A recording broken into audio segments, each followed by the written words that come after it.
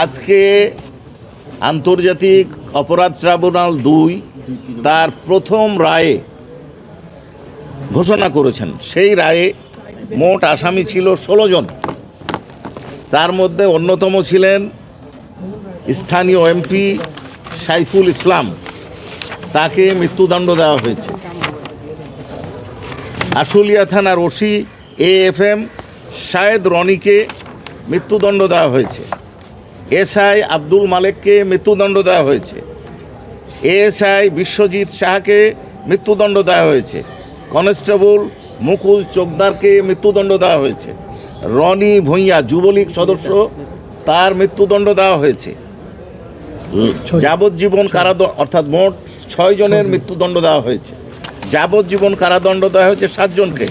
তারা হলেন DIG Syed Nurul Islam, SP Asaduzzaman Ripon, additional SP Abdullahil Kafi, additional SP Shahidul Islam, inspector তদন্ত Masudur Rahman, inspector operation Nirmal Kumar Das, inspector DB Arafat Hossain Arju. 7 বছরের কারাদণ্ড দেওয়া হয়েছে SI আরাফাত উদ্দিন এবং ASI কামরুল ইসলাম, অর্থাৎ 2 জনকে।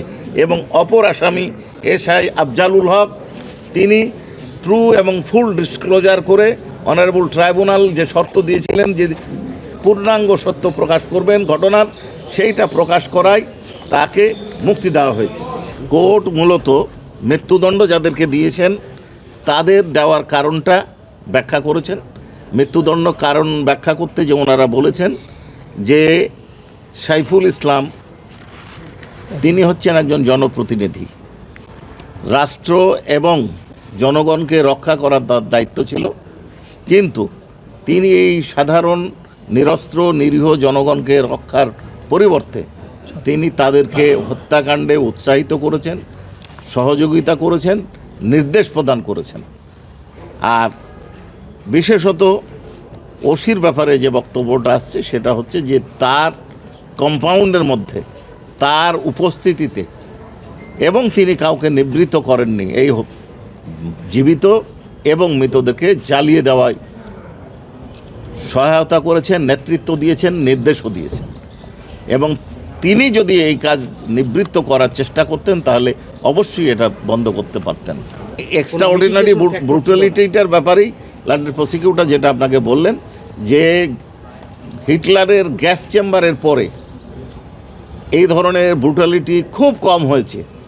2 পক্ষের ক্ল্যাশের কারণে হয়তো হয়েছে, কিন্তু আইন শৃঙ্খলা রক্ষা বাহিনী এবং একজন এমপির নেতৃত্বে মানুষকে হত্যা করা হয়েছে এবং তারপর তাদের লাশ পুড়িয়ে দেওয়া হয়েছে, লাশগুলো বিকৃত হয়েছে, স্বজনরা তাদের লাশ চিনতে পারেনি, দাফন করতে পারেনি যথাসময়।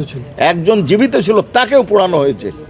অর্থাৎ তারা তাদের এই হত্যাকাণ্ড নৃশংসতাকে গোপন করার জন্য এই ধরনের অপকর্ম করেছিলেন, যেটা বেশ কিছুদিন গোপন রাখতে তারা সমর্থ হয়েছিলেন। কিন্তু আধুনিক প্রযুক্তি এবং স্থানীয় সাংবাদিক, তার প্রতি আমরা কৃতজ্ঞ। তার এই ভিডিও প্রকাশের কারণেই আমরা এই তথ্যগুলো আমাদের সামনে আসছে, যার কারণে আমরা তাদেরকে বিচারের আওতায় আনতে পেরেছি। এই এলাকায় আরও হত্যাকাণ্ড সংঘটিত হয়েছে, যেটার তদন্ত অব্যাহত আছে। হ্যাঁ, অর্থদণ্ড সুনির্দিষ্টভাবে বলা কঠিন, তবে একজনের এমপি সাহেবের যাবতীয় সম্পদ বাজেয়াপ্ত করেছেন, আর অন্যান্যদের কারো 50,000, কারো 1 লক্ষ টাকা, কারো 10,000 টাকা, এইভাবে জরিমানা দণ্ড করেছে।